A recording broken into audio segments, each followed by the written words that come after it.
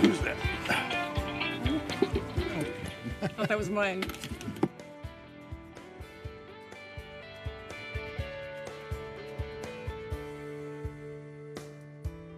I want to call this meeting to order. Let's see, where are we? I guess we do a roll call at this meeting.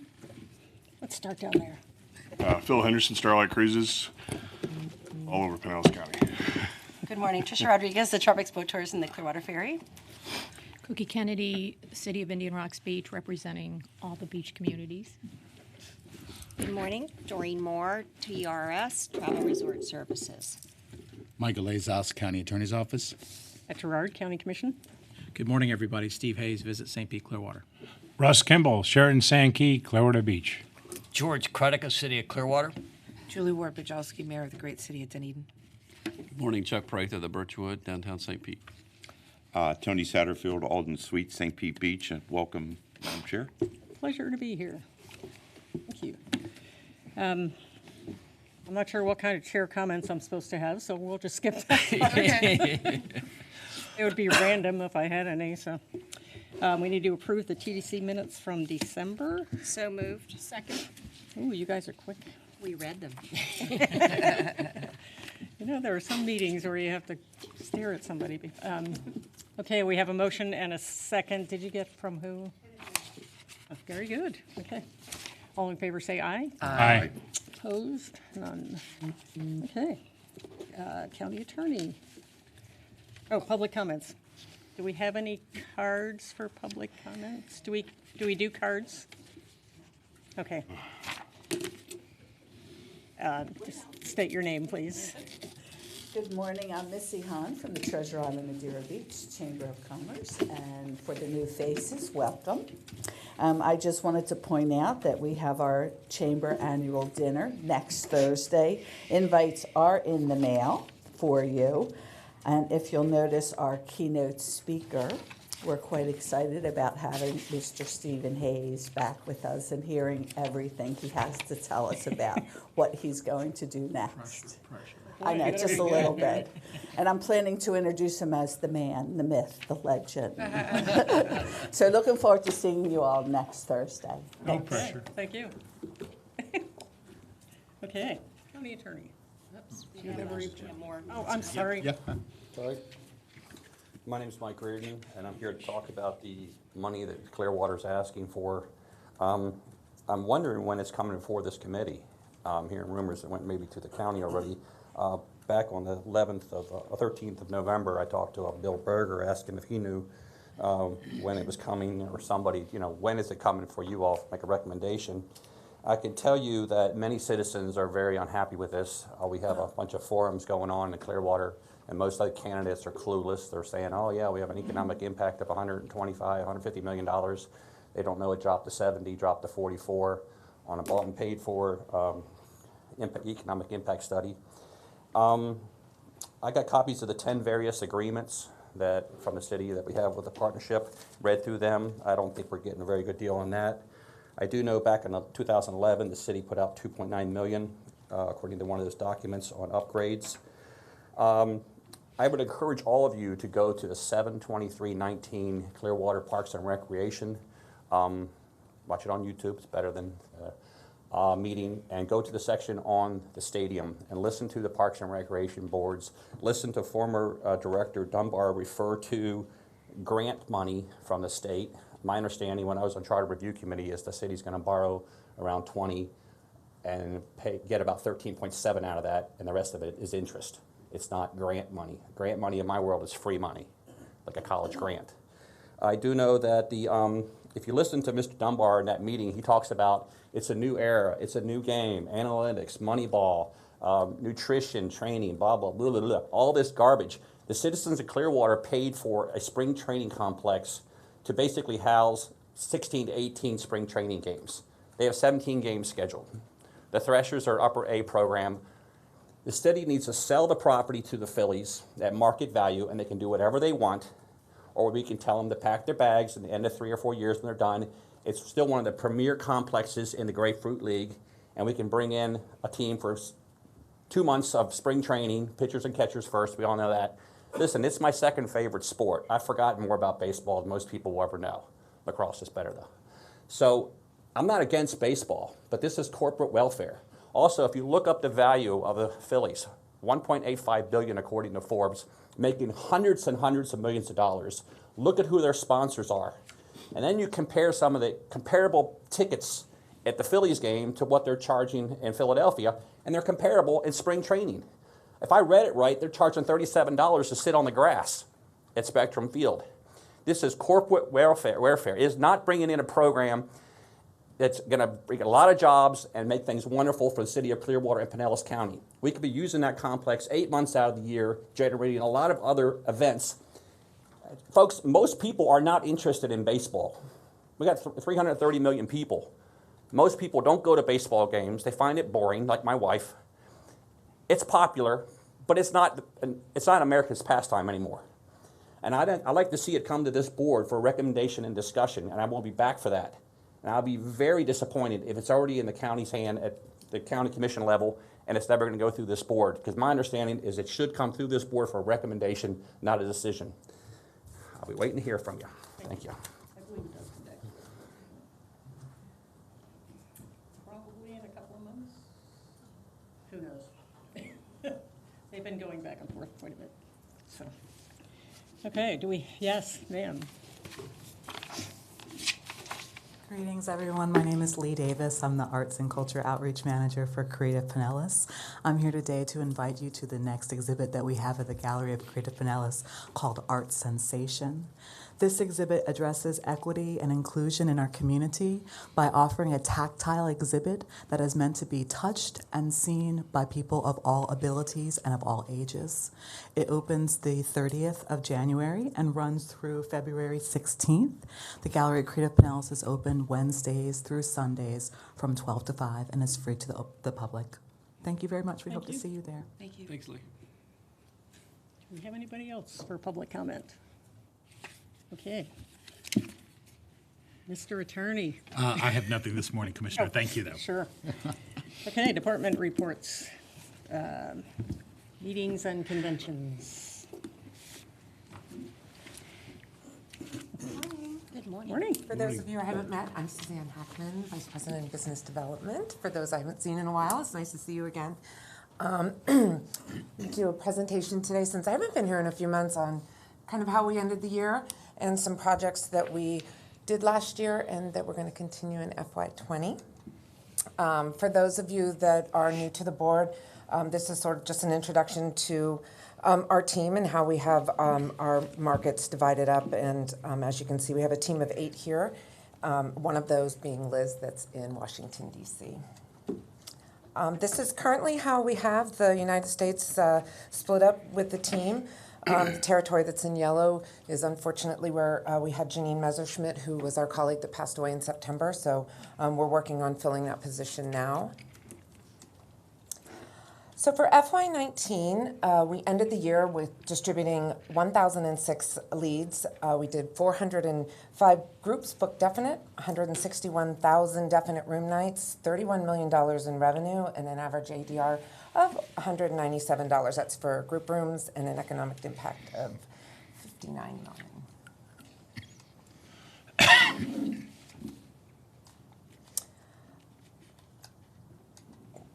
One of the most important parts of how we do business is working with our third parties. Third parties have grown over the years, and Helms Briscoe is probably one of the largest organizations of third-party meeting planners.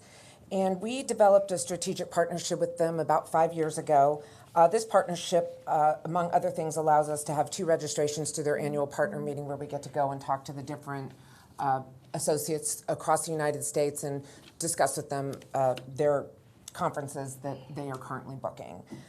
We also get to distribute a survey once a year to find out how we're doing as a Convention and Visitors Bureau for them and what they'd like to see us do better. We also do 4 destination articles a year, which Mackenzie usually helps us with when she does her new and now about the destination, and we send that out through their portal so that they can keep up to date on what we have going on in the destination. We also do a rotating banner ad, and we also can run promotions through them if hotels have hot dates or if we're offering some type of incentive transportation or things like that.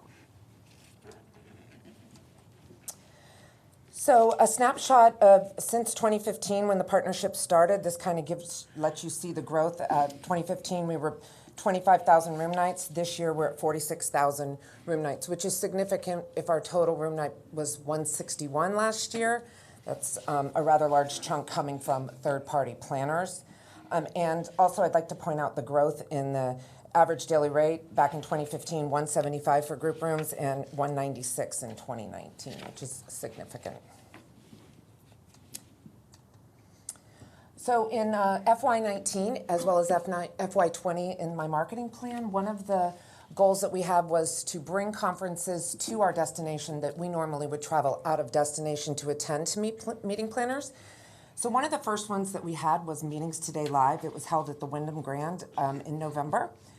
There were 85 people total, 45 planners. So this is a much smaller, drilled down show where the meeting planners are vetted to where they have business for Florida in the next 3 years. So we were able to, the conference brought in 189 room nights, 56,000 in EI, but more importantly was the amount of RFPs that we were able to collect for future business. The VSPC rep, Hortensia, that attended, she collected 8 RFPs for possible 3,265 room nights.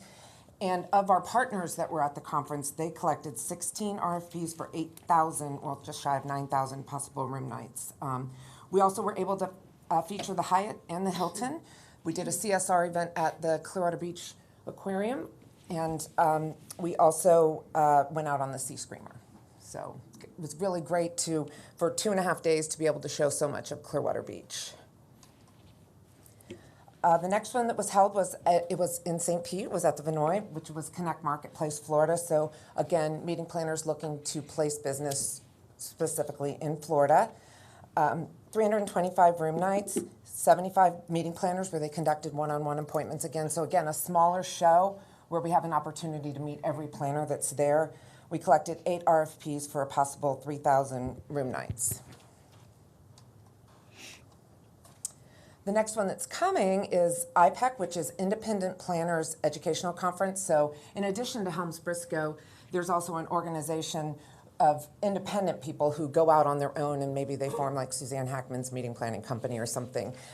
So these people also come to this conference, and again, it's drilled down, 95 planners, 90 suppliers, so smaller group of people over 2.5 days. It's going to be at the Don Cesar. 618 room nights. We're going to be doing a CSR at Johns Hopkins. We'll also be traveling to downtown St. Pete for an off-night event at the Vinoy, and also traveling over to the Serrata Beach Resort for an off-site function. So again, trying to branch out. The night that they're at the Vinoy, they'll do a small 1.5-hour reception, and then they'll have the free night in St. Pete. We'll offer buses that go back every hour so that they can experience downtown and experience our restaurants or the museums or whatever they prefer. And then in October of 2020, we have Connect Medical Tech. When I spoke earlier about our average daily rate, that is a reflection of the type of business that we're bringing into the destination on the meetings and convention side. So medical and technical obviously can pay a higher rate for their conferences. So it's definitely, as we've added more product to the destination, we want to go after these higher end markets that can pay a higher price, especially in the spring and fall months. This will be 585 room nights, 150 meeting planners. It's going to be at the Vinoy. We'll also be taking them out to St. Pete Beach for some off-site functions there as well. It's still being planned exactly what they're going to do. And that is a snapshot of what's going on and what we did. Does anybody have any questions? Can I make a couple comments, if I may? Yes. First of all, these shows that you're bringing into the county, the Connects and all, are new shows, new ways of doing business. And it's great that you've been able to bring them here to expose industry to them. I know we're going to participate when they're now in Fort Lauderdale or wherever. Yes. But I'm not sure we would be doing that if it wasn't for you bringing them in. And we participated in the one at the Meetings Today Live. And we hosted a beach party that night. Did. Remember, you did on our beach. But the point is, you bring them into the county, and it's new ways of doing business. and smaller groups and everything, and I thank you for that. It's been very good for ours, and I know it's in our marketing plans for this next year. The other side is, can you give us a little bit of an update of participation by the industry in these and the communications you're doing to get more people to participate in venues and what we're doing outside of the county?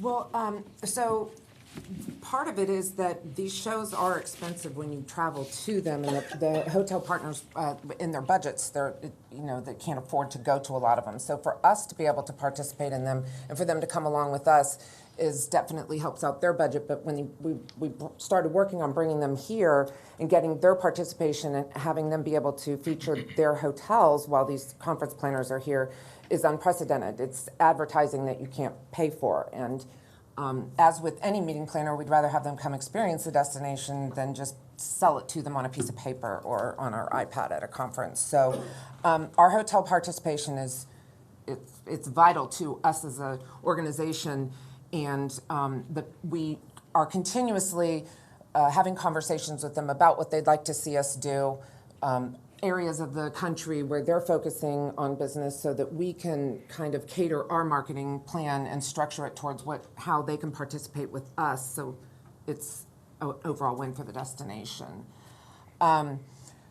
Some of these, like these CSR projects that we did with at the Clearwater Marine Aquarium and then going to Johns Hopkins, these are kind of new things that we are branching out to do when we bring conferences in. We've never really done those before, but CSR projects we've seen for conferences a key ingredient to their overall agenda. So for us, coming up with new ways and new ideas for doing that, the CSR project at Clearwater Marine Aquarium, they did a rescue and release demonstration for the meeting planners. They were fascinated by it.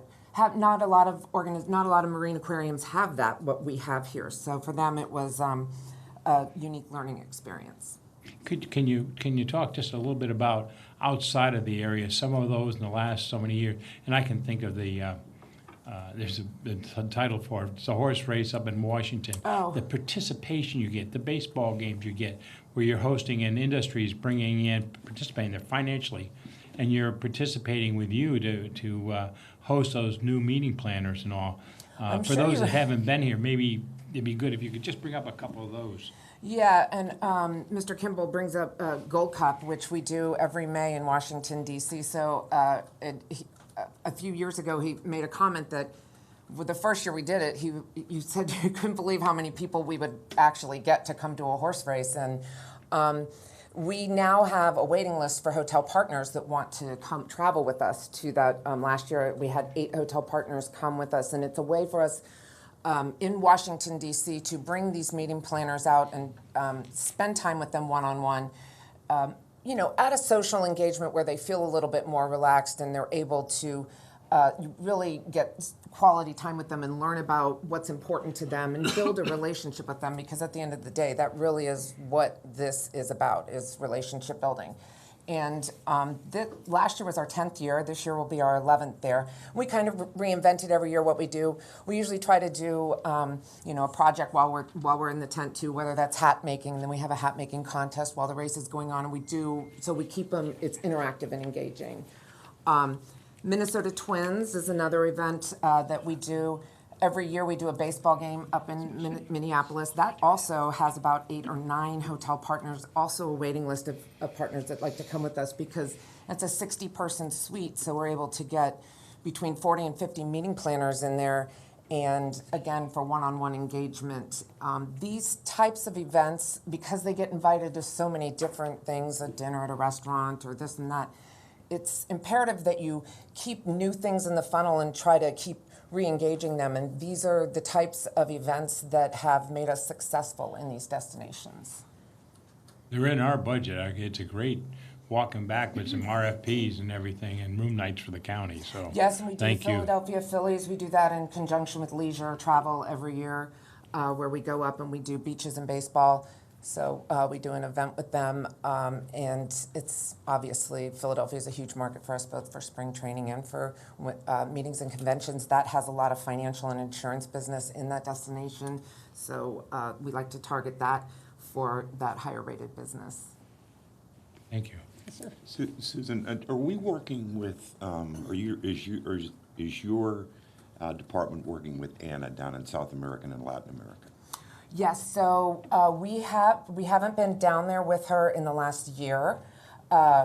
We are looking at some opportunities moving in this year in Argentina and Mexico. That's where we've seen most of the incentive business coming out of in Brazil. Andrea has kind of taken that over. I was going down there the first couple years with her, but she's actively working that incentive market there. We do one show in Mexico City, IBTM, excuse me, and we will be participating in that again this year.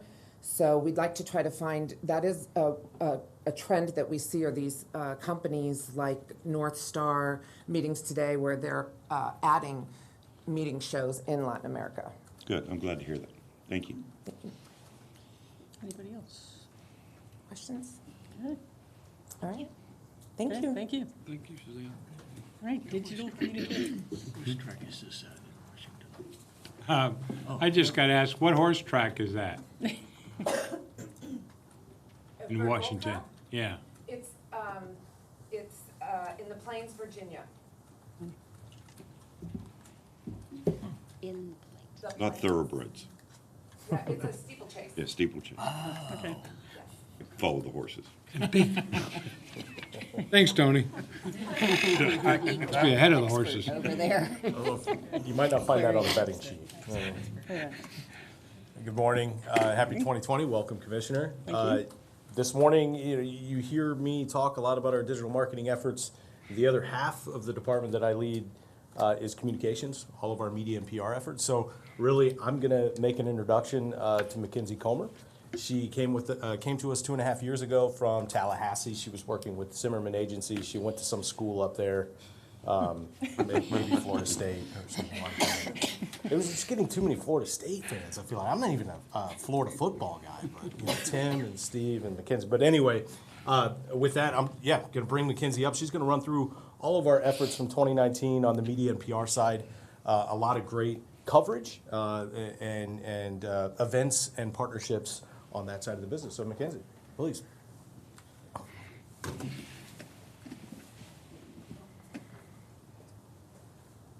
Hi everyone, thank you guys so much for having me, and thank you, Leavenworth, for the introduction. I think, are we up? Are you guys able to see the screen? Mm-hmm. Super. So as Leroy mentioned, I've been with the team for about 2.5 years, but I would be remiss if I didn't talk about Tracy Nix, who is also on our team and helps us coordinate BAMs and works with our partners at a great deal. A lot of what you're going to be seeing today would not be possible without our partners and all of you as well. So thank you for your continued support. We really appreciate all of that. Now, before I jump into the highlights for our 3 PR agencies, I also wanted to give you a rundown of who those people are, who those teams are, just as another reminder. Starting off in New York, we have NJF. That is our agency based in New York, but represents us in the US and Canada. This is a long-term relationship that we've had, and Courtney has been leading that charge since the beginning. She actually predates Leroy, so she's been around for a while. We're going on our 5th year of this contract, and that means that our RFP will be going out again this year, but we've been thrilled with all of their work they've provided for us over the past years. Now, in our international markets, we have Rooster representing us in the UK and Kaus representing us in Germany and German-speaking countries. Now, these 2 agencies work very closely with Marian and Vanessa to ensure that all of our efforts are synergized and we're maximizing everything, our approach there. So here at the top, you see Rooster, at the bottom is Kaus. James and Axel have been on the account since the beginning for nearly a decade. From the Rooster side, we have Joe and Charlotte. They've been on the account for the past 2 years, and we're both able to visit the destination this year as part of some group FAMs, which we think is very important for them to have that in-destination experience. On the Kaus side, we have Stefan, who's been on the team for a few years, and Jessica, who's a bit newer to the team. So now that you've met the team, we're going to start with talking about some of New York's NJF's biggest wins for the year. St. Pete is synonymous with Shuffleboard, and so we've used that to capitalize on showcasing a unique offering in the destination. If you're not familiar, Royal Palms is a shuffleboard club that was actually inspired by the St. Pete Shuffleboard Club, and this past year they opened a new space in Chicago. So we hosted media in that Midwest market and had the opportunity to meet with some top-tier journalists, including the travel editor of the Chicago Tribune, who actually came down a few months later after this visit.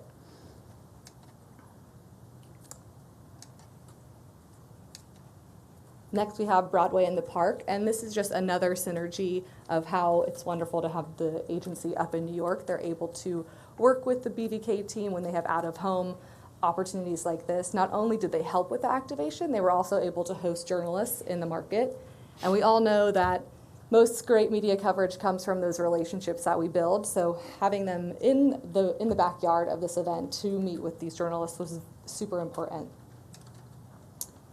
I wanted to talk about some of their top media coverage. Here you see a piece in Real Simple. We have a wish list of publications that we task NJF with securing coverage in each year, and they did deliver on this one. So we've got a one-page spread in Real Simple, and I love this piece because it's all about the art of small city travel. So not only is it talking about our amazing beaches, many of our museums are highlighted within this. The Chihuly, the Dali, the Imagine Museum, Sunken Gardens.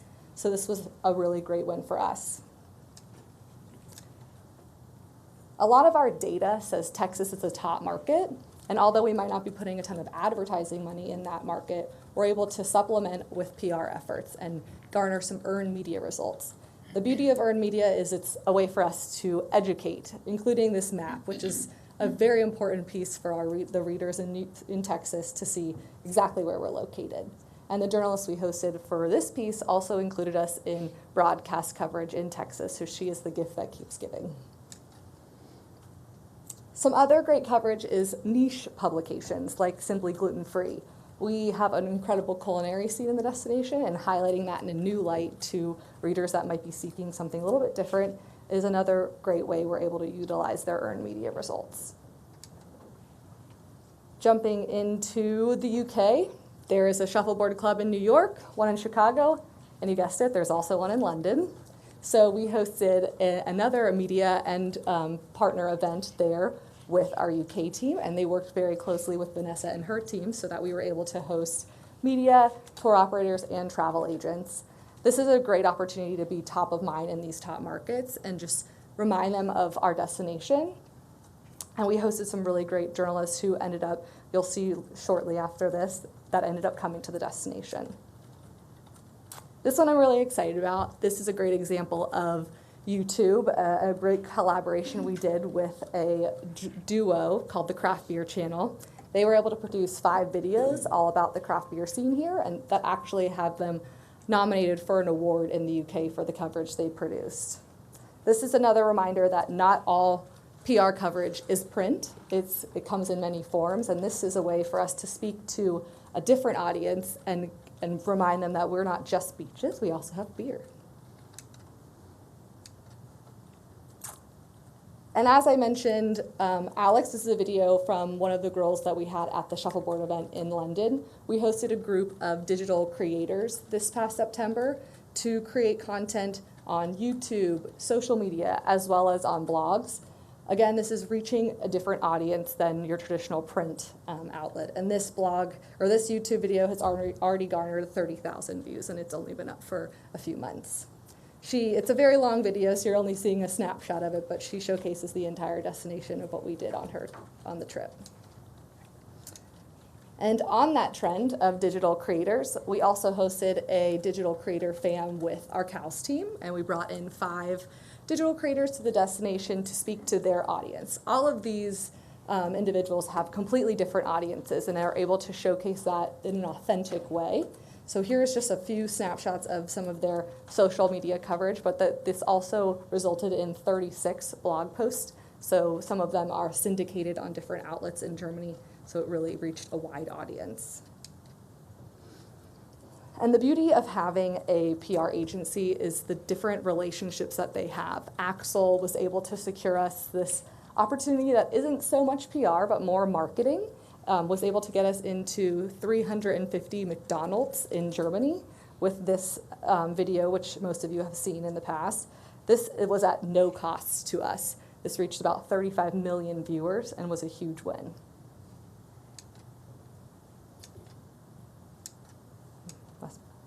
So aside from working and coordinating all of the different things that our agencies do, I'm also doing the same thing on the inside. I'm working with our hotel partners to assist in their press trips that their PR agencies plan and make sure that the journalists that they bring to the destination have a larger view. They're not just doing hotel activities or getting them outside of the hotel.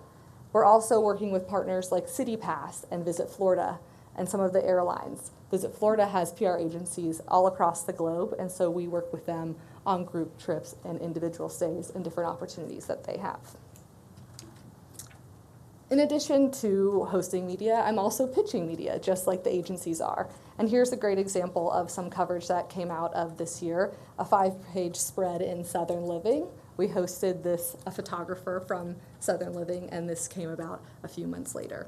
We were able to use some in-house models, like my dog here, who has a spotlight on the last page. Really thrilled with this coverage. And these large numbers are a roll-up of the entire year. Very impressive. We're really excited for what 2020 is going to bring. We're already hitting the ground running on all of our efforts there. Does anybody have any questions? Questions? None. No Okay, questions? thank Okay. you. Thank you all very much. Nice job. Very nice job. Okay. Steve, I guess you're up. Thank you, Madam Chair. All right, so this is my first time going through these numbers. So give me a little bit of grace. I think I know it, but if not, I know there's folks in the audience I can always call on from that. So on the first, Leroy's going to pull this up. All right, first thing we'll look at is market comparison on ADR for November or the monthly totals for November of 2019. Rooms sold, average daily rate, revenue per available room. You can see as compared to previous November, we're up in all of those categories. I won't go over each of the details with that. As you go to the next page and look at the market comparison, so how did we do against our competitors? You can see everyone with one exception had room nights sold. It was up. The only one that was down would be Bay County, and my guess is on that one is they're going against a previous year, which was huge for them. So that would be the down part there. Next, going into ADR, November of 19. Again, we were up 4%. You definitely saw some changes, some lower numbers in some of our competing destinations. Overall, Florida was up 1.7%.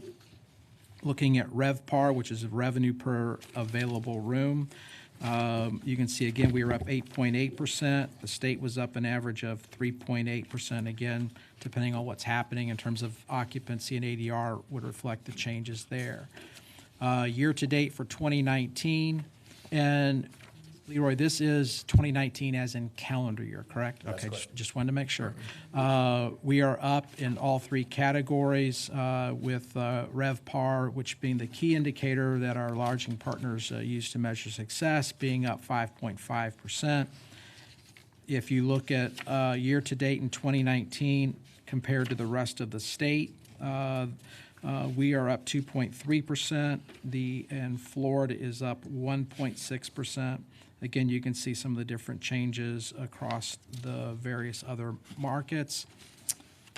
And then ADR, again, positives across for us, and again, beating the state average. And same thing with revenue per available room. So that gets us through our lodging data. Next, we get into the tourist development tax collections. The month of November, For 2019, we were up by 15.5% over November of 18.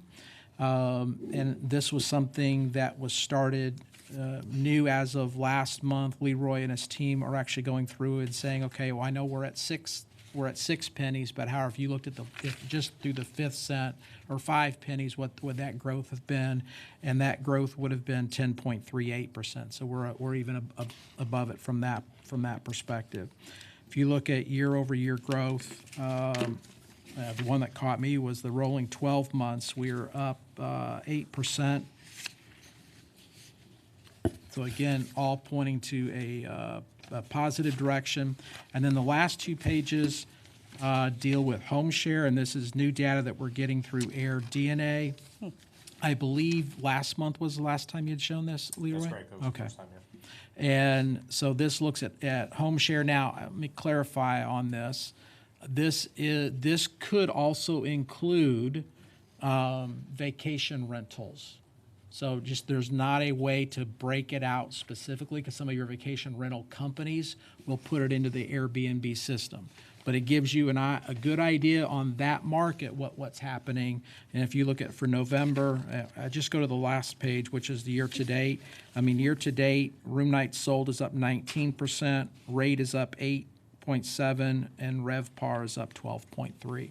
And we'll continue to share this data and even refine further because I think it's important to understand what's happening in that, not only within the beach communities, but in our city communities as well. Because those that are coming here on vacation, any type of travel, if they sometimes want a unique experience, they may end up staying at one of our short-term rentals versus within a hotel motel, again, depending on what their likes are. So that is our market economic snapshot and the bed tax comments. Just a couple questions. Leroy, maybe you could help answer this. Does in the home share, does it include condos and condo hotels? If they're using the likes of Airbnb and Vrbo, it quite possibly could, yes. Okay, because that 1,430 room nights is 28% of our total room nights. I mean, that's very eye-opening. That over 1 in 4 are staying in something like this, and that might be a low number. Yeah, I think Mr. Henderson asked this question in regards to the percentage of bed tax collected each month in that miscellaneous category, and I think maybe it surprised people at to what degree. I would surmise that some of that collection was already taking place with the vacation rental, property management groups, and so it doesn't make up, to Mr. Hayes' point, all of what I think when we think of home sharing, the Airbnb house of the world, but that other type, which is what you're speaking of, those condos, those property management groups. If they're using these platforms, they are being lumped in. We are looking at another product that could help us kind of cut the middle of that, but we're still working on that. But I think this gives us an idea, but you can't, to Steve's point, completely drill down to this is homes, home share only, per se. So do you think this number is high or low?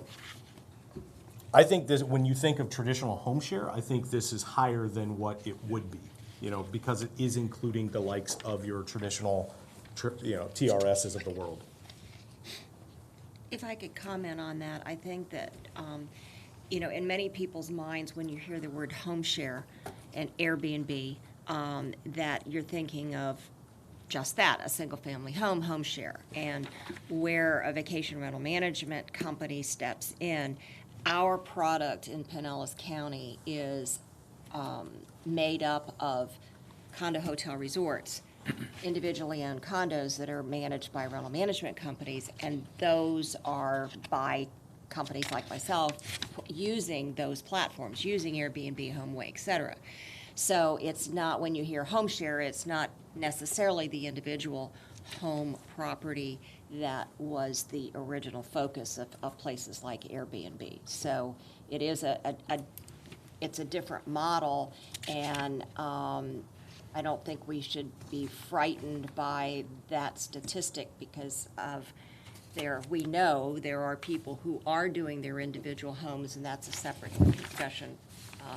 And I'm looking at Cookie because I know we've often had that discussion, and that there are concerns, but the vacation rental management properly managed is an individually owned condo or condo hotel resort unit.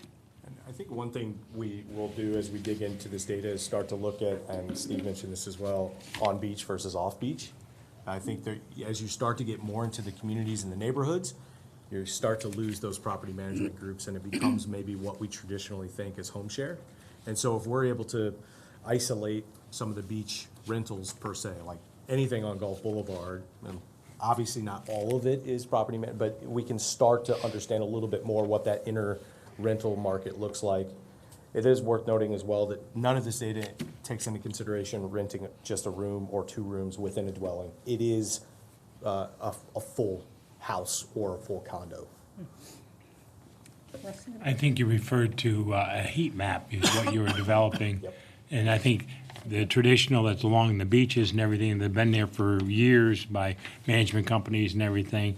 And then you have the new development in other areas is where you were going, right? Yeah, so, and actually, Mayor Kennedy reached out. I was able to share some more specific data with her, and happy to do so for anybody.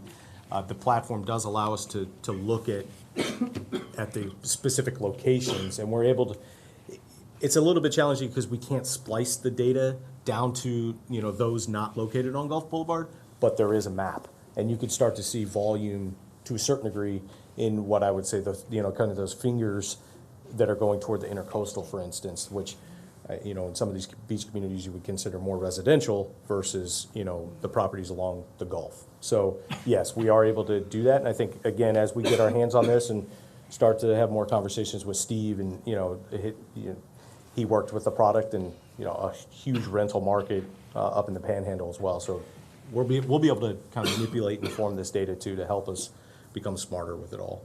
I just thought when you were talking, Innsbruck has been around since the 70s. Yeah. Are they in this, or are they in the hotel side? Hotel side. I'm going to be my guess. STR, I'm not sure on that particular company. I know the larger ones that Air DNA pulls from, but we can look into specific. My guess is they're over in the hotel side, but. Sorry, did you say Innsbruck? Oh, yeah, they would be STR, sorry, yes. Mayor. Thank you. Thank you. So I was glad to hear Cookie reached out. Are you, at some point, going to be able to pull it down by city? Yeah, so, to a certain degree, a lot of the data is zip code based, and some of our communities share zip codes, especially on the beach. So there is a little bit of clouding of some of that data, but yes, we can. You can do it now? Yep. So I can get that from you now? Yep. Would you email it to me? Sure. 34698? 34698. Yes. Coming your way. Jeffrey's watching, so he'll start pulling now. Yeah, and I mean, I think it's also not only just to see the big picture. I know why we want to see the big picture, but I think it's also interesting to see because every city on the hotel side, we know where the majority of the hotels are based. We don't necessarily know, by city with the short-term rentals or the vacation rentals, whatever you're calling them. And I think that might tell a different story, number one. And number two, if it does tell us a different story, it might urge you to, focus small pieces of marketing in other areas because of that. You understand what I'm saying? Sure. So then leads me to my one other quick thing. I looked at your visitor study profile, which I love this report so much. When will the whole 2019 be completed? So we should have fiscal year, which would run obviously through September, through Q3 within the next week. We won't have 2019 until closer to March, maybe another 4 or 6 weeks. Okay. And I noticed that for October, that's the one we have in our packet. That's correct. Yeah, unfortunately, I would love to have the bed tax and the visitor profile synced with the same month. it takes a little bit longer to do some of the reporting for the visitor profile, so it can lag at times. Well, again, one of the things I noticed is that you listed the places that you did your surveys to come up with this information, and I'm just going to be a broken record because it was strictly St. Pete and strictly Clearwater, and we have got a lot. And I know that there are big money guys. I love Clearwater, but I think it's really important to try to get a cross section of information across our county, because there are other tourist destinations. And you guys have the money to do those kinds of surveys where smaller cities like Dunedin doesn't. And to have that information is priceless for us as a government, as a chamber, as all of that, so. I'll take a close look at that. I know we strive to hit Tarpon Springs and Dunedin and the communities in between.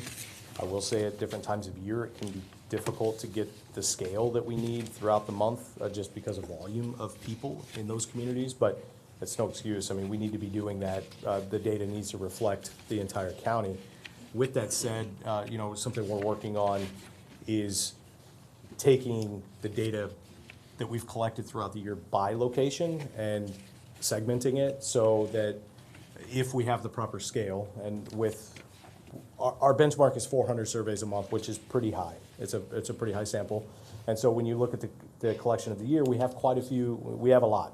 And so if we're able to boil down and say, this is what exactly all of the responses and what that profile looks like for anybody we interviewed throughout the year in any of the communities or specific locations, we're going to start to do that and isolate that when we get the 2019 data finalized. And we can share that with all of you, and we'll be sharing it with the specific partners who are allowing us access to survey, like the Dolly or the Wyndham Grand, and happy to always add locations. I think access at times can be challenging, but that's very important, something Steve and I have talked about for sure. So, thank you. Thank you for that. Mayor Criticus. Leroy, on the market comparison room night slide, I have a question regarding, the increase. St. Pete, Clearwater, Pinellas County had 5.2%. All of the rest of the West Coast was also low compared to the East Coast, and except for Naples and Tampa. And I was just wondering if you have any idea why our percentage increase wasn't as great. And, what happened to the West Coast with the exception of Tampa and Naples compared to the rest of the state? That's a great question. Oftentimes these increases, while businesses may be increasing or decreasing, it often is dictated by what happened last year. I can't think of, I don't know if there was a storm last year that affected the East Coast at that time of year. That might have been it. Obviously, we were dealing with red tide and cancellations. So when you look at October, November, and certainly some of December, our increases are buoyed by that because last fall wasn't as good. Why East Coast of Florida would be outpacing us so much is a great question. I can go back in time and look at what may have been affecting the East Coast last year to have them increase so much this year. I don't know that we need to do that, but I think maybe we need to sort of watch that trend to see if, maybe we need to do something different if those numbers stay low compared to the rest of the state. Certainly. Yeah. Thank you. Yeah. Yes, please. I have a question. Julie, I'm a little confused on back and forth on, are you referring to the information in this report for October that you were saying it was only St. Pete and major cities? But don't these numbers include all of us? It's not just by St. Pete and Clearwater, is it? No. I said Pinellas County. I think she's talking about what I was asking. I'm sorry. What it says, though, is here's where we did the surveys. Okay, And those all right. locations were only in St. Pete and Clearwater. Okay. That's what I was saying. That was where I was confused Yes, with that question. Yeah. Because In the yearly report, it shows, it breaks down, but. by communities, Yes. but just to point out, for example, when I pay the bed tax to Pinellas County, it's coming from my location in Madeira Beach, but the product spreads through from, North County to South County Beach. Yes, it's isolated more to the beach, but it would probably be lumped in and reported as Madeira Beach when It's not going to be reflected to Indian Shores or, something like that. Well, I think we're talking about two different things. I think you're talking about where you're paying your bed tax from, which I'm assuming the air Is DNA also part, spread doesn't look at it that way. That's correct. It's looking at it by zip code of where it's advertised, not where it's being, the tax is being paid from. The tax, depending on a group like yourself, might be put into, for the municipality purpose, a miscellaneous category. Right. Which we brought up because What- rentals. I brought up that slide on page 4, I think, Mayor, what you're referring to. Yeah. Is the survey data. What I was talking about is the visitor, which has nothing to do with the short-term rentals or anything like that. and I didn't understand what you were saying about that was the only location where the surveys were done. I thought it was Yes. lumped together. Okay, And- thank you and for clarifying. Worth mentioning, I mean, John's Pass is in here, but I certainly hear your point, Mayor. There needs Yeah, I to be missed more that. diversity Sorry. through Yes. the community, for sure. Mayor Kennedy. Chairman.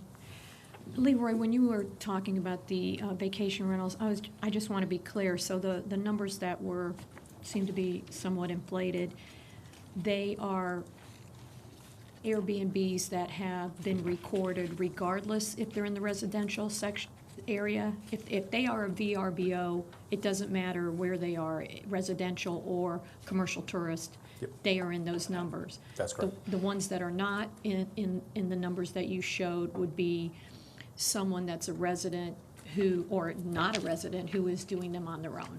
All of that would be included Oh, that's if they're included too? using those platforms. If they're Yep. using the platforms and they're paying their tax.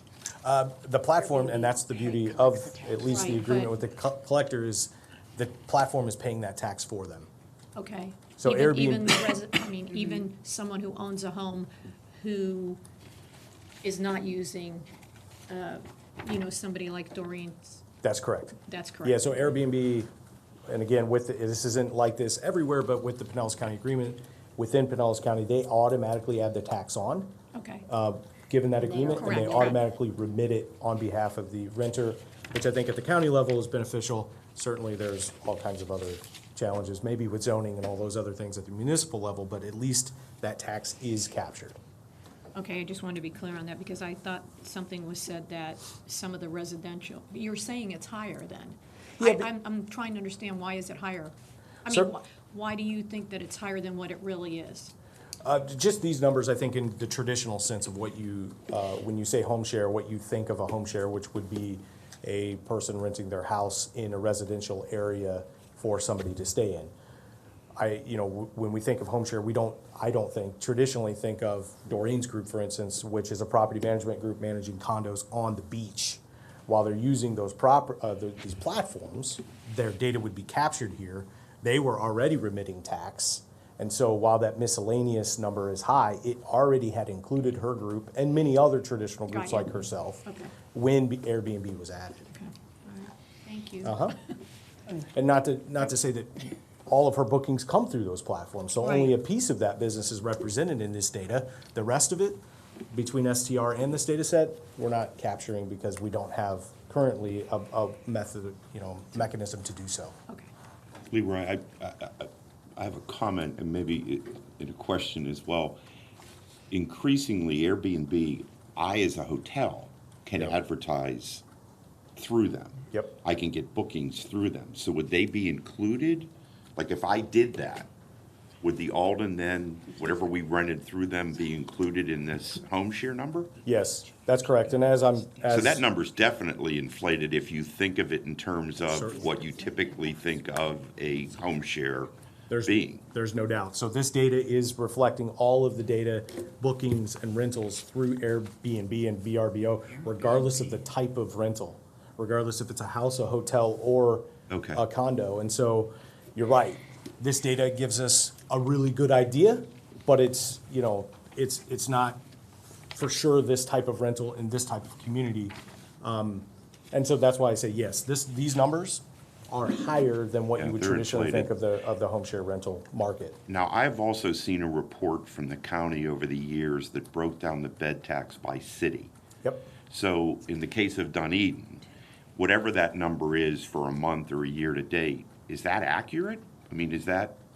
Yeah, so that would be accurate. The the caveat, which makes, I think, a lot of this confusing for myself even, is that the short-term rentals are collected at a platform level, not a municipality level.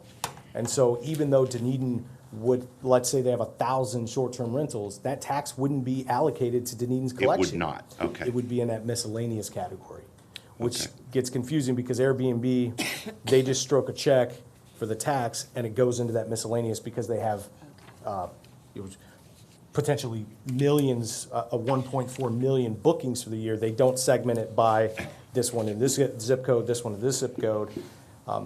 It's just in one large bucket Yeah, of the then rental to the category. mayor's point, that number could be considerably higher because it's Certainly. not being included. The county is not including it in the case of Dunedin. That's correct. Okay. And then even in the case of Mayor Kennedy, she's sharing zip codes with another community. So even if Airbnb did break it down, it becomes difficult to really truly segment, especially along Gulf Boulevard and our beach communities, what data goes to what zip code and municipality. Data Totally in the confused. morning. I love it. It's good stuff. Gets me fired real up. quick. Welcome to your first meeting. Yeah, right. Leroy, real Many quick. numbers. We'll have a crash Mayor. course. When you're looking at the home share totals on this report here, and then you're comparing it to the hotel, when you're looking at the hotel page, or Yep. it's not the, what do you call it, just the year-to-date totals? Those numbers include the home share totals, correct? No, They do not, so those are broken out. that's correct. So the home share totals are over and above the year-to-date totals? That's correct. STR wise. Yes.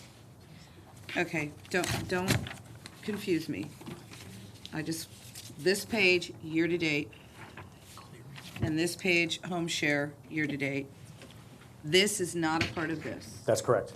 Okay. They are unique. So this is data not sources. really a total page. From STR, yes, it is. So STR represents the hotel community, more than 15,000 rooms. Right. AirDNA, that source would be a total page from that source. Okay, so I think we need to clarify that a little bit more on Okay. our documents. And I think it would be interesting I know, Steve, you're new, and as you guys talk, but I think we need to see a one-pager side by side so that we can start So it's a monitoring. combined. So we can start monitoring it and understanding the percent of the total that Leroy? your DNA versus what they're telling you versus the other piece. I And think that would be very helpful to the folks up here, Perhaps we could to also. understand trends and everything. Yeah, and perhaps we could also, we can include a recap in here of what STR captures. Yeah. You know, the Yeah, so number. that everybody's very understanding, and, somebody just pulls this off the web, they understand what it is. STR is not the entire Right, hotel community. That's right. correct. Attire Only accommodation. those that report. Yeah, right. That's correct. It's It's not, about, it's just the branded yes, flagged hotels, right? that's correct. Well, and to a certain degree, there are some, the trade winds of the world participate, and then, it's not your Marriott, it's not a flag property. It represents more than 15,000 rooms. We estimate 20 to 25,000 rooms across the destination, and so there is certainly a portion not captured. It just gives us a gauge against our competitors in the state. That's correct. Yeah, well, what's mind-blowing here is when you do look at the both pages, because I've got a lot of people in my city talk about vacation rentals, and I'm talking about Airbnb type things. A big thing that I hear, I'm sure you hear it as well, Cookie, is that, it's cheaper. Look at the average daily rate of the, whatever you're calling them, is $228. And in the hotel side, let's call it that for lack of a better word, it's $153. So that argument goes right out the door. Well, it's multiple rooms. bedrooms. If you're renting a house for $200 versus a hotel room for $150, and you have a kitchen and you have Oh, I 3 see. bedrooms, And you're not getting the So it's amenities only of a counting hotel. cost per bedrooms. person is much lower. So it's probably only counting bedrooms then? No? So individual bedrooms are not included in this data. So it's a house. Which means the Or a full ADR One is. house is the room. Right. I see. That's Okay. correct. But, well, and that's why this conversation is really important for us to understand what we're looking at and how we're comparing it and what it means, because other people will be looking at this. Thank you. And I do, thank you. Another comment, and Leroy, we've had this conversation, and I did have a brief conversation with Steve when we met recently. Historically, if you look about the gathering of that data, and this goes back to in previous marketing research, they attempted to reach out to companies like mine for just statistical data. There's no real organized way that a company like myself that's representing X number of units versus an on-site condo building that may be running their own office that has 30 units. How does VSPC assimilate all that information?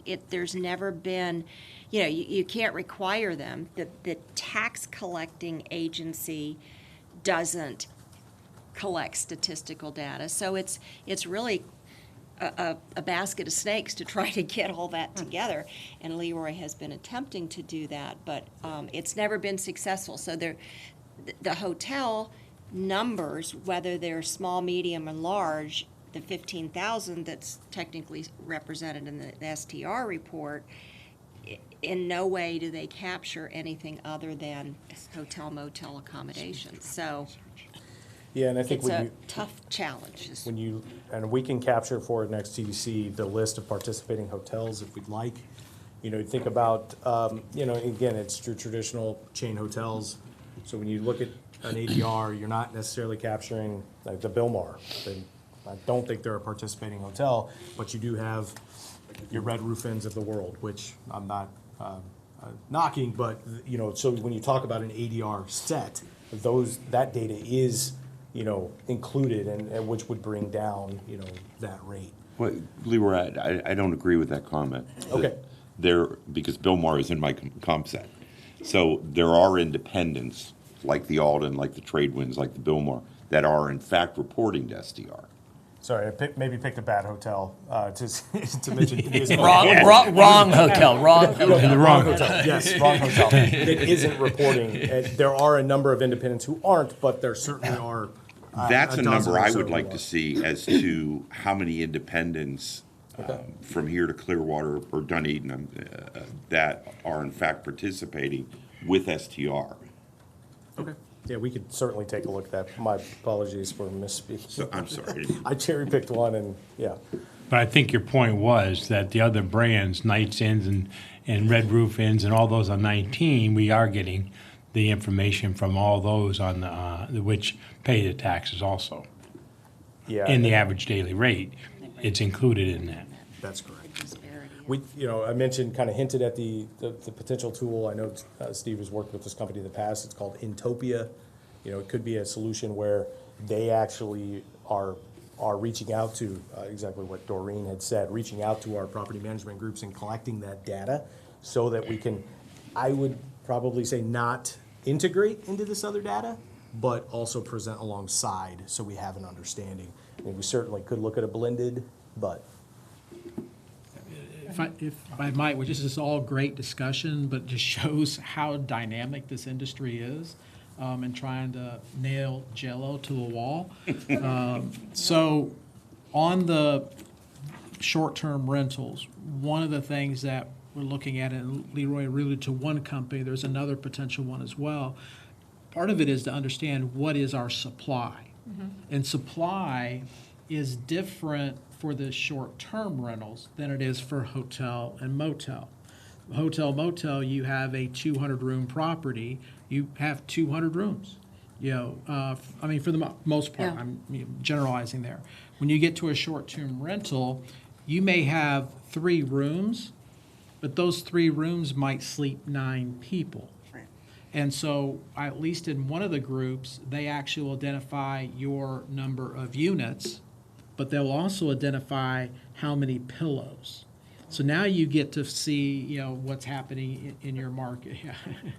But that's important to know because as some rental units go through, they may, it's not like hotel, you can fit maybe a max of 4 in the room. They'll go through and they'll put, 7 because you can squeeze an air bed in, and you got a couch, and you got the queen, and you got the king, and the bunk beds and everything in between. Well, even if we could just get bedrooms, I'd be happy. You know what I mean? Just number of bedrooms. But that's where the pillows at this Yeah, point, right? I really don't, but then it would at least be a little closer to. But that information goes then back to what you were saying, Doreen, is collecting that and then being able to get it and look at it across the county as a whole of what's happening. And then based, Smith right now, Smith Travel Star, when you go through and get that data, you can make some comparisons as long as there is a sample size that is above a certain amount. So there's there's no loss of confidentiality when they turn their data into Smith Travel. You would have that same issue on the vacation rental. I just want to get the big picture so that we can say, what is that? And again, you're getting that more, primarily this is going to be from the property management side. It still would exclude if, I have a home and I have it in a rental pool through Airbnb, I'm probably not going to get that. But it'll at least start to narrow what those inventories are to better understand it. Well said. Mayor Criticus. Just to muddy the waters a little bit. I remember a class that I took at Davidson, how to lie with statistics, and but where I wanted to go is we also have to be careful when we start looking at zip codes, because Madam Chairman, as you know, Largo has a lot of Clearwater zip codes, and the beaches have different zip codes, and Bel Air has a Clearwater zip code, and St. Petersburg has whatever, Pinellas Park, so you can't just look at zip codes and say this is this city or that city, because that's not necessarily the case. The post office delivers mail; it doesn't look at city limits. Yeah, it's a great point. And actually, And they when we don't want launched, to hear it either. Right. when we launched with Air DNA and some of the initial data, St. Pete stretched all the way down into Paso Grill and halfway up the beach communities. I said, wait, time out. We understand there's some sharing of zip codes, but we need to segment this. And so certainly a challenge we've dealt with in trying to dig through the data, and we'll continue to fight through it. Was How that a many weak political course science was class? this lying with statistics? I didn't pass it. That was a good answer. Anything else to muddy the waters? 72742, no, it's my office number. Certainly don't hesitate to reach out if any other questions. Thank you. Thank you. That was a lot of information. Okay, where are we? We're still on you. Oh, boy. All right, TDC subcommittee. So Commissioner Seal did a great job last year in really initiating 2 subcommittees, one being finance and one being on marketing. And on that, I just wanted to get the collective view of the group about moving forward with that, where we would not take up any more of your time being TDC members to be on those committees, but make some better use of some time. So as an example, because I like finance and I like marketing, those are all good things, but having productive discussions in both of those areas. So like on the finance side, to be able to run through and say, you know what, here's what was collected in terms of the tourist development tax this month. From expense side, here's where the expenses went. Here's some major expenditures that were going on, really from a standpoint of keeping you as a board informed of those things, and giving you a snapshot of what's happening. My past experience in both destinations here in Florida, I've had a finance committee, and it's been a very integral committee. But it's been one that's really be able to, if there's questions and things, they can dig into it deeper, and then we made a report then into the board from there. That way, those that love numbers and want to get into it, then great. Glad to have you on board. Those that don't may want to be on the marketing side of it. But I was going to work with the chair to find a way that we can make that happen. So again, we've already got this time established. How can we make better use of that and involve those committees? Thoughts from your perspective on doing that? The same thing on marketing is, we'd have a set agenda with that, really looking at some of the marketing things we're doing. Yes. There hasn't, I think there's only been, Phil, are you in the finance? Yeah, I think we only had one No, meeting. we've only had one. There's been multiple marketing, but we've only had one finance. And the purpose of that was to keep us up on how we were spending some money. We were getting these very broad stroke budgets, and this was going to give us the opportunity to dig into it a little bit more. So I would like to see that committee continue. How that format, I'll leave that up to you and the chair as to how that looks, but I would like to see us meet a little bit more than once a year. Yes, me too.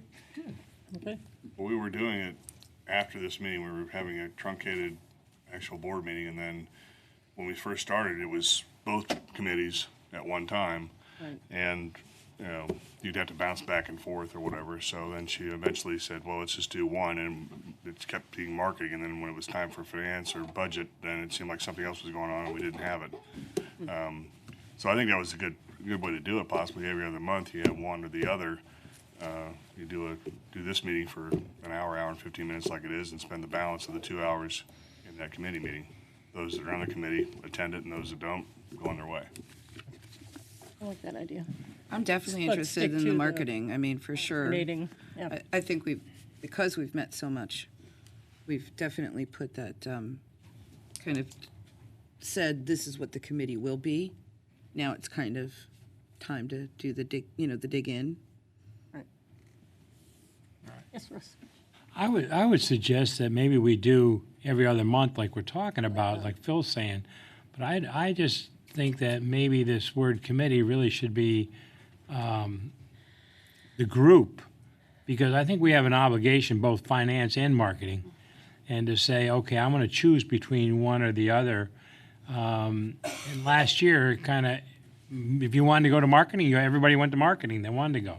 But I think that we need to really focus on both. And the idea of each other every other month. I like the idea downstairs where we're sitting around the table facing each other and the presentation and all that, so that we break and go down there or wherever there was, upstairs or here, and just do one month and one the next month, and that gives staff time to get ready for the next one, whoever he has working on it, versus marketing this month or whatever it is. So a bit like workshopping. Right. Right. So this means a little bit shorter, and then we get down and if you can and Yeah, want the to meat attend of it. both, then you do so. Right. right. I think that's a great idea, because I kind of wanted to be part of the marketing too, but I'm a numbers guy. I like to be the budget guy. There's some ideas I have for the budget. And we just do the budget once a year, and it's kind of a big thing. And having this committee to start, piecing through it all throughout the year, I think it's going to be a big advantage for all of us. That meeting, the budget meeting that we call the budget meeting, is a combination marketing and where we put our dollars Right. and budgeting is the most important meeting Right. of the year. So that could be kind of the, It's the most important. as we go to in one these day. two meetings, that goes to that meeting to address it annually, where the dollars go or whatever it is that we look at it. So, I mean, that's the one it seems like you never want to miss. Right. Because you really learn more and have more input at that one. So that could be the combo one of both. Conclusion. Okay. Can I just ask a question? No, a lot of people don't want to. I mean, usually when you have a committee, it's not the entire board. Usually you do I'm pick, just- and you're relying on that committee to make recommendations to then bring to the full board or whatever. I mean, that's normally the way it's laid out. Are you saying you don't want it that way? You want to have the full board do both? I'm saying that if you have an interest in going and being enlightened and participating possibly, that you can do so. Anytime we've had committees in the past, over the last 17 years I've been on the board, you're in, you select a committee, but anybody else is welcome to come, listen, maybe have some input and so forth. I just wanted to be So clear. I've attended everything I possibly can. I thought I heard him say that you wanted the full board. Yeah, I think it Doing should be, something. if you're doing your job and all, I think you should be at that workshop, I would call it, instead of a committee, to Well, that go over workshop- those things, not where you're on one meeting and I'm at the other meeting. I think you have an obligation. And it's not an additional time commitment right. in the sense that we are here as long as we need to be, but generally 9 to 11, so. Right. But still alternating, and you wouldn't be required to be at, because I think if we require everybody to be at the committee meetings, we might as well do that work here. But That's what I'm trying to say. Saying. That's know. what I'm trying to say. I would be mean, good. They have better chairs downstairs, but. the idea of the two committees, They do. and Steve, jump in here, because, I mean, you've had committees. You've had a finance committee, you've had marketing committees. You've done this, at least in my conversations with you, you've done this for a long time. I mean, if the whole board is going to go to this committee and we go downstairs, I mean, the purpose of the committee was transparency, but yet we are now going to someplace to every month to talk about things not on camera, which gives an appearance of not transparent.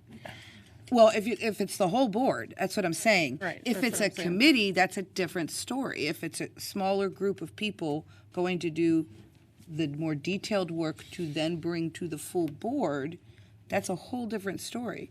But if it's the full board, it's not a committee. It's a monthly workshop, and then we should, I think just real quick, I think the issue was we didn't feel like we had enough time to dig into strictly marketing, strictly finance, and I think to your point, Russ, giving us an hour and 15 minutes where we focus on one particular aspect is important. And I agree that maybe we do need to come to both of them, but we have an agenda at this meeting. You can't fit an hour and 15 minutes of marketing into this agenda. I don't think you can.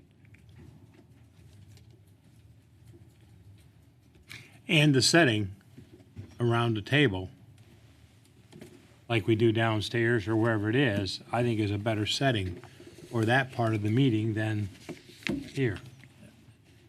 I think maybe whether you call it a committee or whatever it is, if you're putting time in, you should be interested in the time and everything. It makes it convenient. It's right after this meeting. And I think we let our new director decide and guide us through how he's most comfortable with his management. Congratulations. Yeah, right. Okay, figure that one out now. Madam Chair, Be careful what you ask for. Madam Chair, I would hope when we do, we can bring, in addition to staff, and they're very knowledgeable, but for instance, we give to the county tax collector, $600,000 a year. I'd love to have them come in and explain, why do we need to spend $600,000 a year? Maybe we do, but I'd like to discuss that with them. That's just one example. Marketing, there's so many players in the marketing side. We can't Sure bring he'd them all love to in, but come I tell do you. think we could have some invited guests come into the meetings.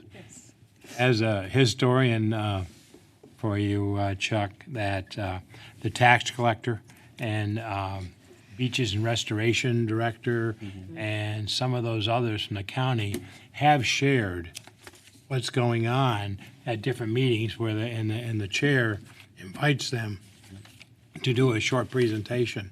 I've always found that very worthwhile, with the different topics. It could be economic development or whatever it is for us. And we've had the tax collector, and we used to put the onus on them. Now Leroy's giving us the information. But that's really where it was, so I would suggest the same thing. Glad to have them. Yeah. Okay, we'll decide how this committee thing is gonna work, and then you can tell us. I think a quick How long comment it on is. that. So from a historic standpoint, it's 49,000 every month. It used to be a percentage, I think. It sure was. And we got them nailed down to say, all right, what does it really cost you to do this? What the numbers are, it doesn't cost you that much more to produce this. So we've got them negotiate down to at least a flat fee every month instead of a percentage of what the revenue is. Just a heads up. Big savings it was. Since we're going up every month. Okay. Madam Chair, if you don't mind, there was just some other notes before we get to the board member comments, if you don't mind. since we're talking money, budget process for fiscal year '21 is started. Right. County administrator kicked it off last Friday, and so we've been given our marching orders in terms of dates that we've got to have things turned in, not only to Office of Management and Budget, but the meetings that we'll have with county administrator, with the county commission, with the Tourist Development Council. And so Terry on staff is working diligently at this point to get us going to meet all of our deadlines. We'll be setting up a workshop in May that will go over the budget, walk through all of that. So we're finding, even if it's the May TDC meeting, but that will be the focus of that. And Liz is going through and putting all of that together. One of the other things, well, there's several things going on, but one of the things we're working on for this year, and I think you probably have heard about it, is strategic plan. And this is very important, I think, looking forward for us here in the tourism industry, as not only Visit St. Pete Clearwater, this body, our stakeholders in the community, to say, where do we need to be going 5 years from now, 3 years from now? Staff has diligently been working on internal aspects of a strategic plan. That will be finishing shortly. The next steps in this will literally just take it external to meet with our stakeholders. And stakeholders is a very broad group, but to start getting folks to buy in of what does this thing called tourism look like in that 5 years. And so part of the effort going forward for us is what will that process look like. I can tell you what I've done previously that I think works, but how to pull all that together, get consensus of everybody, and really come up with that plan so that we could start implementation of that in October of 2020. So that's coming, to be looking for that. Under the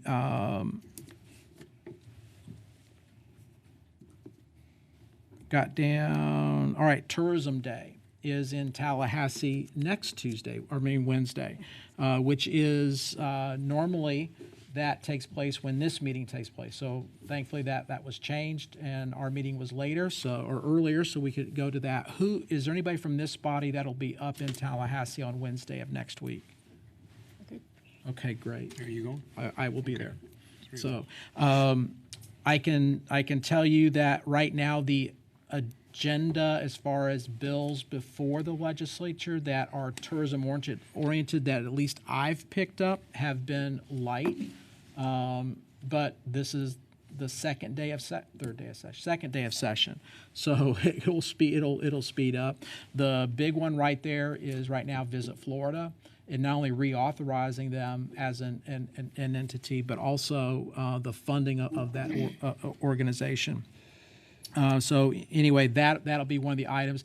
If there are things that I need to know about just to keep my ear to the ground, please let me know. I'll also plan on updating our industry and members of what I know what's going on, at least up in Tallahassee, especially that has a tourism a focus. At February's meeting, and I know it's still a month away, but there's a little event coming here in 2021, January, February. Exactly. And so I'd like to put on that agenda Rob Higgins with the Tampa Bay Sports Commission to talk about Super Bowl and what's going on, because everything will be funneling through them. In the past, i.e. the 2009 game, I know that we were very active in that, but I also know this body was very active when the national championship was played here a couple of years ago. So I'd like to get Rob before this group to kind of talk about what's happening and see what their vision is and our involvement. Also, just wanted to bring up, I've been having a number of meetings with you as members of the Tourist Development Council, but also stakeholders too across the community. As Russ said, congratulations, you made your second meeting. So that means I'm getting close to my end of my first month. But I can tell you I am very super excited to be here. As chairs, told your aide, I said, I thought it was going to be a marathon. It's a sprint. And so I'm a little out of shape, but I'm keeping up with it. I couldn't do what I do without the great team that I've got at Visit St. Pete Clearwater. They're able to, help pull me out of jams like Leroy did with some of the numbers. But you heard what was happening on the PR side. You heard what was happening on the sales side. Whether it's our, capital program, our elite grant program. I mean, we've got a lot of exciting things, and I'm very, very proud of that team, and we'll continue to push hard to be more successful than we have been in the past. And Madam Chair, that's all I have. Okay. Well, let's do board, well, I have a couple of comments, actually. We have 2 openings on the board, as you know. Keith Overton is dropping off, and Harley Gertis, you said goodbye to last month. Mayor Kreisman has decided that he'd like to be back on the board, so we appointed him last night. We are opening applications for the other seat. It'll be hotel and tourism, because it could fit either one. So if you know anybody, please, there's quite a bit of talk on the commission about North County, so keep that in mind if you've got anybody from North County. Mayor Bajowski. Oh, I can tell you, I'll come up with some names. Yeah. We may have a big choice. So been a while since we had an opening, I guess. And that, I don't know how long that application period will be open, but Mayor Kreisman will be back in March. He can't make next month's meeting. So let's start with Tony. Mackenzie, thanks for the report. It was great. Thank you. Suzanne, Mackenzie, Leroy, we can't do it without you guys. We really appreciate all the hard work you guys do. Great team, Steve. Welcome. Yes, welcome. Just because we don't ask questions doesn't mean we don't like what you're doing. Leroy, just gets all the love from us usually recently. I did have two quick questions though for you. Steve, will you give us an update on what is the process for the Phillies project? I'm asking because it seems to be different than it was for the Blue Jays. And I, as a board member here, I have no idea what this process is. And I feel very uneducated on it. So would you please give the board, if it's changed from the Blue Jays, because usually there was a presentation. We had a presentation on all our capital projects except the Phillies. And that's very different than how it was done with the Blue Jays. I don't think this board has been brought up to speed that there's a change in the process, but it very much appears that there is. And I have no idea what it is. And so I'd like to understand what it is and understand what our role is going to be, because it already appears that it's going to be different than what it was with the Blue Jays. If I may, Steve, this might help you to address that. The post the first cycle of the capital funding projects, which included the Blue Jays, the BCC, as this board, also made recommendations as to some revisions to the capital funding guidelines, including the fact that those specific type of funding requests, like Major League Baseball, spring training, were going to be taking a different route. So they got conceptual approval. Now, under as the revised guidelines, they got a conceptual approval from the BCC to begin with, which was basically saying, yes, this is something that qualifies under the statute, and we're interested in staff trying to negotiate a deal to come back. It would come back ultimately to the TDC as well, and ultimately to the BCC. So it is a little bit different. The first go-around, everybody competed, so to speak, the same program, same guidelines, same timeframes. This is a little bit different in accordance with the new guidelines in the capital funding. I don't want to take us off topic because this is really just board member comments, so I don't want to hijack that. So if you just give us something, because what you're telling me is that they're going to negotiate with staff first. With the Blue Jays, the Blue Jays came here first. Yeah, this board voted for the capital funding revision guidelines or made a recommendation to the BCC, which was adopted, that contemplated that, yes. Okay. So Would you just put something in writing that tells us exactly what the process is so we know when to expect something? Again, so that's why I have a deck of cards called New, and that'll be Yep. one of the ones I throw down. There you go. But I know Tim's actively involved in that. I don't know, Tim, if there's anything you can share with that in Listen, addition to what. I'm not asking you guys to answer it now. All right. This is not this is board member comments. I'm just asking to get us the We'll do. information. We'll do. Put something together so that we understand what our role is. And then just Some sense of a timeline. Yeah. And then the other question, you mentioned strategic planning, so I wondered if, again, you don't have to answer the question right now, but if you would update us at what our role is going to be in the strategic planning of the organization, because I didn't hear you mention us when you were talking about it. And I apologize. No, you'll be involved in it. Okay, so you'll let us know. Yes. Okay. Happy New Year, everybody. I'll start with the Happy New Year and welcome, Madam Chairman. I was debating what to say in response to Mr. Reardon, and I think what I will just say is that he and I view spring training differently and the importance of spring training to Clearwater and to Pinellas County differently. But we don't disagree on the fact that, as my colleague to my right has brought up, this has dragged on for an awfully long time. And as one who is soon to be out of office, I would like to hope that we could get something done before my term is out. That would be a sprint. At least some better ideas to where we are. We will have that, yes. First of all, welcome to our new chair. Thank you. Appreciate you in our leadership position here and all. And I think we're all here to help guide it, as we always do, as you've heard today, on the questions asked.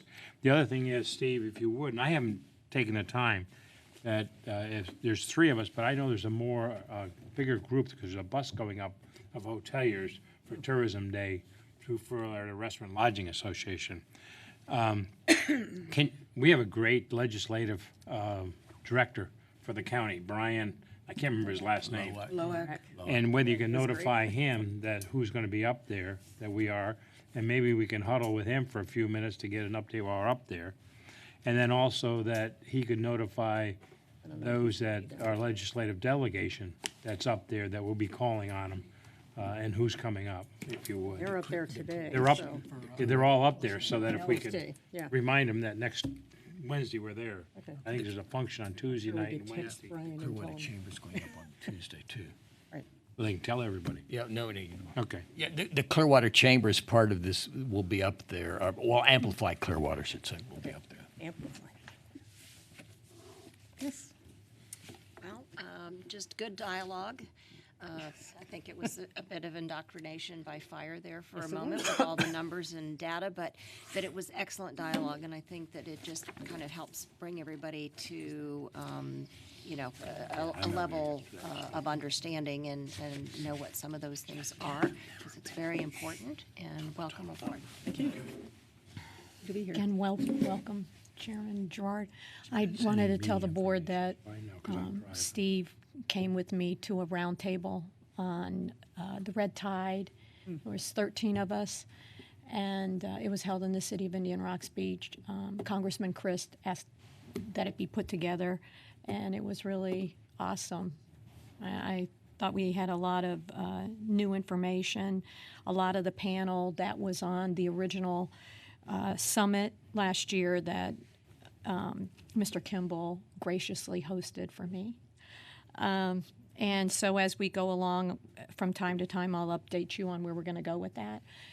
And I wanted to share with the board that last Saturday we had, I've mentioned the Save Our Cottages, Plein Air Cottage Artists in the past, and they had an event in Indian Rocks Beach. 180 people came to watch their documentary, and then there was a reception next door of 65 paintings. 45 were sold, of which I believe it was almost $50,000, and what they did was they gave a third of that money to the Art Center. And I bring this up, the documentary won last year as a creative endeavor, #1 at the, it was in Tampa. They won at a documentary awards benefit as the best new documentary.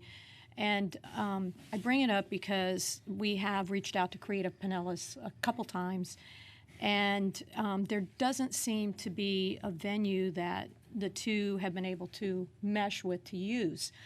And one of the pieces, more than funding, that I see with this group is these are women who have created a new journey in their 50s, 60s, and 70s. And not just women, but men also at that time in their lives are looking for something, possibly a new venture. And I used them as a role model in an event that I spoke to a group of people about. And I think that's important that we have Creative Pinellas, and I think that using them in some manner, finding a way that they work would be a benefit to this county. One is from here. They're a very unique group, and I think that's why there doesn't seem to be a way to, it doesn't seem to find a way to put them together with, whether it's Creative Pinellas or something else. But the fact that they are bringing people into this community from all over, and they focus on a part of the small cottages that were here and are historically, preservation. So I just throw that out there to the board. And if you ever have a chance to watch the documentary, if you have not seen it, or view some of their paintings, Frank Chevis has their paintings in his one of his restaurants. And they are along the beaches and others too. So I just wanted to bring that up. Thank you. Thanks. Okay, I would say Happy New Year. Welcome. Thank you so much for serving as our leader this year. And I look forward to my meeting with Steve. We haven't had a chance to meet yet, so that happens on Thursday. So I look forward to doing good work with you. Thank you. Likewise, welcome, Chair. Steve, meeting tomorrow. Mayor Kresk, that class you took about. It was actually a book. It was just a book. Was Yeah, I was it said part of the class. political science curriculum you were involved No, in? it was an economics class. Oh. Yeah. Yes, thank you. Great. He tells us at the end of 10 years. I won't say that out loud. In leading us. Okay, if there's nothing else for the good of the order, our next meeting is February 19th. Do we have marketing after this? Oh, do we have marketing? Do we have a committee meeting okay. after this? We will have a committee meeting next month. Which one will it be? We'll, how about you and I flip a coin and. Okay. All right, fine. It'll probably be finance, given the fact they haven't had one in a while. I think, We're gonna have a I think it's finance only committee fair to after let the them, next meeting. let them After dig through February's those meeting. numbers. All right. St. Jude Thank you very much, y'all. Thank you, guys. Sure.